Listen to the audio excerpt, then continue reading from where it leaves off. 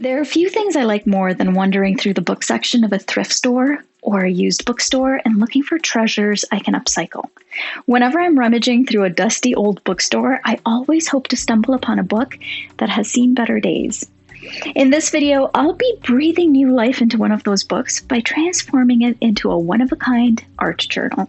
I've broken the process down into just 2 simple steps, so without further ado, let's get started.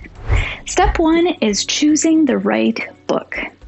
Before you can start creating your magical art journal, you need to find the perfect book. I think of it a little like serendipitous matchmaking for bookworms and art enthusiasts. Look for a book that speaks to your soul with a sturdy cover and relatively thick pages. I like old books because of the aged look of the pages and because I know the chances of someone wanting to read this book in its current state are slim. But nothing says you can't use the latest Stephen King tome if that's more your style. So don't dismiss a type of book when you're out searching the stacks. You could be drawn to an old novel, an encyclopedia, or even a children's book. I've narrowed my collection down to 3 candidates today. Number 1 here is the Diamond Dictionary. It was published in 1960. Before I burn my book, I'm going to move my candle.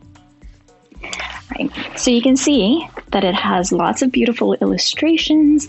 The pages are nice and thick. They're of really good quality. So when I saw this at my local thrift store, I had to pick it up.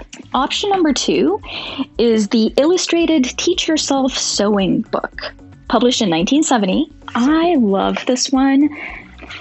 The book itself isn't terribly thick, so I'll have less work to do in ripping out the pages to make it suitable for what I needed to do. All right, so that's number 2. Number 3 is this Harvard Classics Elizabethan Drama book, which includes works by Marlowe and Shakespeare. Now, as an English major, I couldn't pass up this book when I saw it. But having said that, I'm not crazy about how thin the pages are. However, the binding is sturdy, it's in really good shape. But even so, with the thin pages, I think I'm going to rule this one out for now. In the end, I decided to go with contestant number 2, the sewing book. So now that you've found your book soulmate, let's get down to the nitty-gritty. So first, you're going to want to remove some pages to make room for all the glorious artwork you're going to create in here. Now, the number of pages you should remove from an old book when turning it into an art journal depends on a few things. If the book is very thick, so if you had a chonker like this one that I showed you, so you can see the difference right here between the 2. Right? So if you had a book like this one that you were going to use, then you would want to take out more pages to create space for your art journaling. But if the book is relatively thin, then too many pages taken out of it is going to probably make it unstable or fragile. And you also don't want to end up with a pamphlet, right? You want an art journal, not an art pamphlet.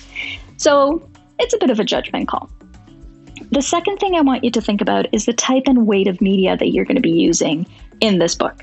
So if you plan to use heavy or wet media, think about acrylic paints, watercolors, collage materials, then the pages are going to become thicker and bulkier themselves, right?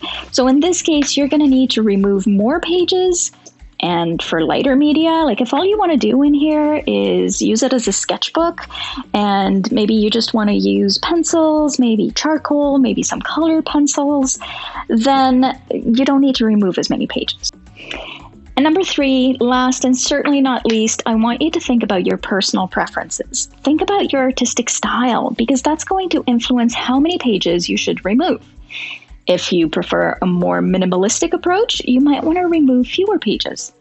If you enjoy creating elaborate layered entries, you may need to remove more pages to provide enough space for your artwork. But having said all of that, as a starting point, I want you to consider removing 1/3 to 1/2 of the pages in the book. This should provide ample space for most art journal projects while still maintaining the book's structural integrity. Keep in mind that you can always remove additional pages later if you choose to. What I typically do is I like to remove every second page to start, and I like to use a firm ruler against the side of the spine or against the spine itself. I'll show you exactly how this works. I also like to take a look and see if I actually want to remove that page or if it has an illustration that I really like that I might want to keep. But what I typically do is I just remove every second page without giving it too much thought. Again, we're trying to do this quickly. If you have tons and tons of time on your hands, then absolutely go through each individual page and judge it accordingly. I don't have that kind of time or that kind of patience. So I'm going to keep page number 1 and I'm going to remove page number 2.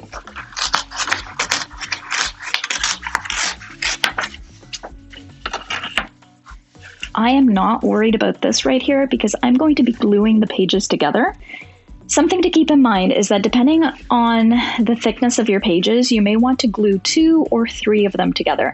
I like to make that decision before I start tearing out pages because, again, I don't want to see this little tear in the middle of my spreads. So I know that I'm going to be gluing these 2 pages together. Now, if I was gluing 3 pages together, I would rip this one out and then glue these 3 together. And then I would leave this as it is so that the middle is nice and smooth, relatively speaking. In this case, because the pages are thick, I'm just going to be gluing 2 together. So I'll glue these 2 together. I'll keep this spine middle section as it is, and then I'm going to remove another one. I'm going to fast forward this part so you don't have to watch me tear out every single page, and I'll be back in a minute. All right, so I have taken out about half of the pages that were in this book. I'm going to save these for another project. These are going to be great for art journaling with. Once you've thinned out your book, it's time to strengthen the pages themselves so you can have a really sturdy canvas to work on. This part is super easy. The only thing you need is a glue stick. This is my favorite way to glue the pages together, but you can also use Mod Podge, you can use school glue, PVA glue, you can use matte medium, you can use whatever you have at hand and whatever it is that you like to use. I like to use a glue stick because it's easy, it's quick, I don't have to wait for it to dry really. It's great. You'll want to be careful and make sure that you get the edges. That is the most important part. So what I typically do is I go along the edges on both sides, and then I also add a little bit of glue in the middle. And that gives me just the amount of coverage that I need. Then I stick the 2 pages together, just like that, and I call it done. All right, so I have just glued the last pages together. Here's what I ended up with right here. This is my art journal. You can tell that it's already starting to bulk up a little bit just from the fact that some of these pages are glued together. Once I get my actual media on there, this is going to be thick because I like to work in layers and I like to work with a lot of wet media and I like to work with a lot of collage. So this is gonna be a bulky art journal, but that's exactly the way that I like my art journals. If you also want to prep your pages in advance, which some people do, this would be the time to do it. Now, I don't do it because I don't have the patience for it. I bet you're noticing a pattern by now, right? However, I will prep 1 page for a couple of reasons. 1, so that you can see the process, and if you want to do this to all your pages before you start art journaling, then by all means. And 2, so that I have something to work on when I am ready to art journal. So while I don't like prepping all of my pages in one go, I do like to have 1 spread prepped so that I can just jump right into it the next time I sit down at my desk to create. Oh, and a quick note on covers. Some people choose to decorate their cover at this stage. I don't, because I'm a messy painter and I know it's just going to get ruined over the next few weeks or months or years. So I've learned the hard way to wait until I finish my art journal and then decorate the cover last.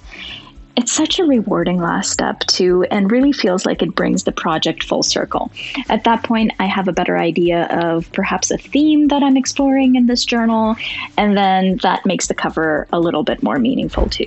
Now, the first thing I like to do to prep my page is to add a little masking tape just to the middle binding there to make sure it doesn't come apart as I'm working. Now, because this masking tape that I'm using is a little bit on the thin side, width-wise, I like to add an extra piece. To prep this double-sided spread, I'm a big fan of gesso, both white and clear, but if that's not your cup of tea, feel free to use acrylic paint or even clear matte medium. The idea here is to create a barrier between the original ink and your artwork so nothing bleeds through. Plus, it's going to give your pages a nice smooth texture to work on. So go ahead and apply a thin layer on each page and remember to let it dry completely before moving on, especially if you're doing all of your pages at once. I like to use a double layer of gesso. I like to start with a clear gesso and dry that, and then I like to come in with a bit of white gesso to give the page some character, which takes away some of the fear of the blank page when I actually return and start to art journal. Now I like to just pour it on directly. You can also put it on a palette first if you'd prefer that. I just like to get messy with it. And then I like to apply it, spread it out with this foam brush.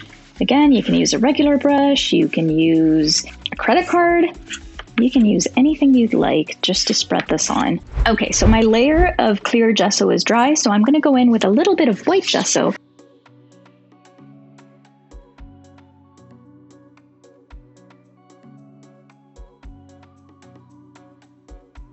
And then I like to come in with a wet wipe and remove some of the gesso. And sometimes if there's a word that I want to save that I think I might want to use later in my spread, I would like to keep it. So I'm just going to rub out the white gesso from the top of it. And there you have it, my artistic friends. I really hope you'll try your hand at creating a stunning art journal out of a book. Over the coming months, I'll be filming and sharing the creation of this art journal page by page right here on this channel. Each page is going to have its own video, and I'd absolutely love for you to join me on this creative journey. So if you're ready to dive into the world of art journaling, make sure that you hit that like button and subscribe to my channel. That way you're not going to miss a single page, and we can art journal together, discovering new techniques and sharing our stories as we go. So until our next creative rendezvous, happy art journaling, friends. Remember, you're never too old to play with paint, and there's always magic to be found in the paper.